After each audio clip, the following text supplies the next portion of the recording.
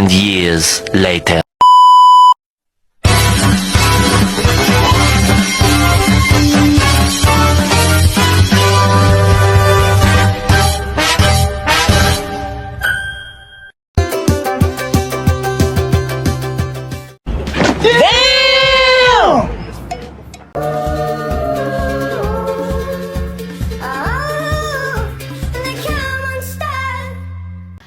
Perkenalkan, nama saya Ayang Raini. Saya berperan sebagai manajer proyek dari PT AIMI Dynamic.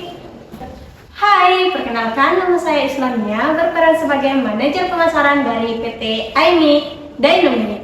Halo, saya Pangira Wahyuni Saputri. Di sini saya berperan sebagai Direktur Operasional PT FD Synergy. Hai, perkenalkan nama saya Nurdifna Azhara, berperan sebagai Kepala Pengembangan Produk dari PT FD Synergy. Assalamualaikum warahmatullahi wabarakatuh. Halo teman-teman, kami dari kelompok 1 kelas G Prodi Akuntansi S1. Kami akan membahas bagaimana cara komunikasi bisnis yang efektif. Kita akan berbagi tips yang penting untuk berkomunikasi di tempat kerja. Jadi pastikan untuk menyimak video ini hingga selesai ya. Untuk cara komunikasi yang baik, silakan tonton video berikut. Let's go!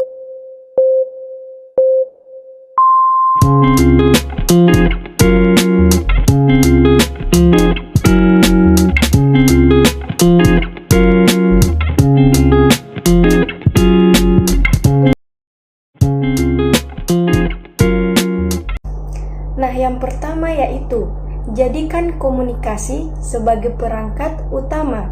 Nah, supaya bisa melakukan komunikasi bisnis secara efektif, tentu kita sendiri harus mempunyai mindset bahwa komunikasi merupakan hal yang sangat penting, sehingga kita mudah mendorong diri kita untuk tidak malas membuka pembicaraan dan memikirkan cara komunikasi kita pada bisnis terhadap klien kita. Nah, yang kedua yaitu belajar memperhatikan dan mendengar. Nah, jangan hanya mau didengar saja, tetapi sebagai orang yang berkecimpung di bidang bisnis, kita harus menyiapkan telinga kita untuk mendengar dan biasakan lihat lawan bicara kita agar perhatian yang kita berikan saat menyampaikan atau mendengarkan sesuatu bisa tersampaikan ke lawan bicara kita itu dengan baik dan benar. Yang ketiga yaitu komunikasi bisnis. Nah, saat kita melakukan komunikasi bisnis, maka kita juga harus tahu siapa lawan bicara kita. Nah, hal ini berdasarkan cara pendekatan kita yang akan kita berikan di saat berkomunikasi langsung. Nah, ada banyak cara untuk kita mengetahui terlebih dahulu dengan mencari lebih dahulu sosok yang akan menjadi lawan bicara kita atau teman diskusi kita yang akan kita temui, sehingga nantinya komunikasi yang akan terjadi bisa mendapatkan hasil yang terbaik. Nah, yang keempat yaitu jujur lebih baik daripada diam berpura-pura. Karena kejujuran merupakan salah satu kunci kesuksesan, maka klien akan betah jika kita menjalin kerjasama bisnis dengan sikap yang jujur dan menjadi kebiasaan diri kita sendiri di depan ataupun di belakang layar. Nah, yang kelima atau yang terakhir yaitu mengingat kebiasaan dan hal yang berkesan. Nah, cara lain yang bisa membuat komunikasi bisnis lebih efektif adalah menggunakan memori ingatan. Nah, ingat apa yang disukai dan apa yang tidak disukai oleh klien kita, dan lakukan hal-hal sederhana yang berkesan seperti pada saat rapat atau selesai rapat, kita berikan makanan atau minuman sesuai dengan kesukaan klien. Selamat datang Ibu Fahira dan Ibu Tifna. Terima kasih sudah meluangkan waktu untuk bertemu dengan kami hari ini. Kita di sini untuk membahas kolaborasi proyek yang kita rencanakan. Jadi kami sangat antusias sekali dengan potensi kerja sama ini. Terima kasih Ibu Ayu dan Ibu Nia. Kami juga sangat menantikan kolaborasi ini. Hal ini merupakan kesempatan yang baik bagi kedua perusahaan kita untuk saling melengkapi dan bekerja sama. Benar sekali, saya percaya kita memiliki banyak hal yang dapat kita tawarkan satu sama lain. Kita punya beberapa poin yang ingin kita diskusikan, yaitu tujuan proyek, timeline, pembagian tugas, strategi pemasaran, dan evaluasi risiko. Mari kita mulai dengan tujuan. Ibu Mia, bisakah kamu jelaskan apa itu visi kita? Tentu visi kita adalah untuk menciptakan produk yang inovatif dan ramah pengguna. Nah, kami ingin produk ini menjadi solusi bagi masalah yang dihadapi oleh customer kita. Nah, dengan kolaborasi ini kita bisa berharap menggabungkan keahlian dari masing-masing perusahaan kita. Saya setuju dengan visi tersebut Ibu Ayu dan Ibu Nia. Namun, saya juga ingin menambahkan bahwa kita perlu mempertimbangkan aspek keberlanjutan dalam produksi ini. Ini bukan hanya menjadi tren, tetapi juga menjadi tanggung jawab sosial perusahaan. Dan penting juga untuk kita melibatkan tim pemasaran dari awal. Hal ini akan membantu kita untuk merancang strategi yang tepat dan menjangkau target pasar yang lebih efektif. Bagus. Jadi, kita bisa mulai dengan membuat daftar fitur produk yang harus ada dan fitur tambahan yang bisa dipertimbangkan. Setuju, mari kita membuat tagline yang jelas. Nah, kita bisa mengadakan rapat mingguan agar bisa berjalan dengan lancar sesuai dengan rencana itu. Maka dari itu, kita bisa mengatasi segala hambatan terkait dengan program kita. Dan saya juga akan mengatur agar tim kami siap dengan informasi yang dibutuhkan sebelum pertemuan berikutnya. Saya juga bisa mengkoordinasikan sesi brainstorming untuk mengumpulkan ide-ide dari tim kami. Ya, namun kita juga harus siap menghadapi tantangan. Misalnya jika ada perubahan dalam regulasi atau permintaan pasar, kita perlu fleksibel dan cepat beradaptasi. Benar, Ibu Fahira. Kita harus memiliki rencana cadangan. Jika kita melihat bahwa satu strategi itu tidak berhasil, maka kita harus siap untuk beralih ke pendekatan lain.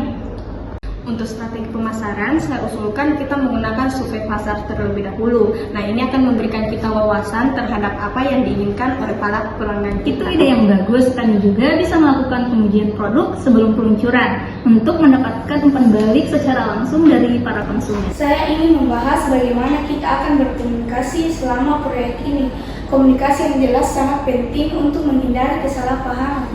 Ya, saya setuju. Kita juga bisa menggunakan gerakan komunikasi seperti Slack atau Microsoft Teams. Hal itu dapat memudahkan kita dalam pertukaran informasi. Nah, bagus, kita juga bisa mengadakan pertemuan rutin setiap 2 minggu. Itu untuk mengevaluasi semua kemajuan dan permasalahan yang ada. Dan kita juga perlu mempertimbangkan resiko yang mungkin saja muncul. Misalnya, jika ada keterlambatan dalam proses produksi atau jika kita tidak mendapatkan umpan balik positif dari pasar. Betul, kita juga harus menyusun rencana mitigasi untuk setiap resiko yang mungkin terjadi. Dengan cara ini, kita bisa mengurangi dampak negatif dari sesuatu hal yang terjadi dalam proyek kita. Terima kasih untuk masukan yang sangat berharga hari ini. Saya percaya kolaborasi ini akan membawa hasil yang luar biasa. Mari kita buat ringkasan dari diskusi ini dan bagikan kepada semua tim. Baik, saya setuju. Mari kita pastikan semua orang di tim kami memahami peran masing-masing dan tanggung jawab yang harus diambil. Setuju, kita juga akan mengatur pertemuan berikutnya untuk membahas kemajuan dan mengatasi tantangan yang mungkin muncul. Selamat bekerja semua, saya tidak sabar untuk melihat hasilnya. Mari kita buat timeline, pengiriman ringkasan dan daftar tugas masing-masing. Saya akan mengirimkan email dengan semua detail yang telah didiskusikan. Itu ide yang bagus, Bu Ayu. Dengan begitu, semua orang akan berada di halaman yang sama. Baik, saya akan mulai menyiapkan survei pasar. Nah, mari kita pastikan tim kami siap dengan data yang diperlukan. Saya juga akan mengatur sesi brainstorming dengan tim saya. Kita harus memaksimalkan potensi kolaborasi ini. Baik, untuk rapat ini cukup sekian. Terima kasih sudah meluangkan waktunya. Baik, sama-sama.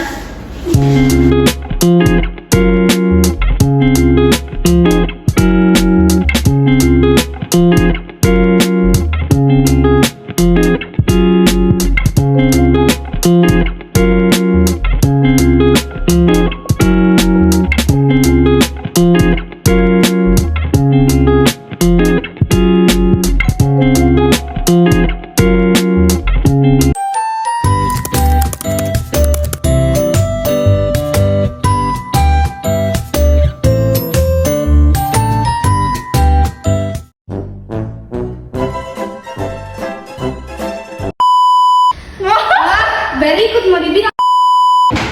Kenapa yuk?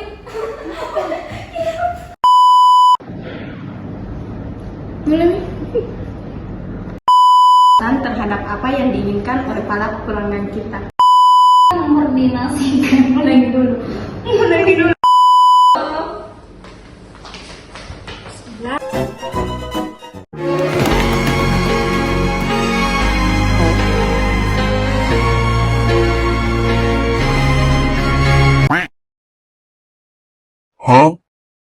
Sudah berapa kali ku bilang kalau videonya udah selesai. Lah udah selesai. Bye bye sepuh.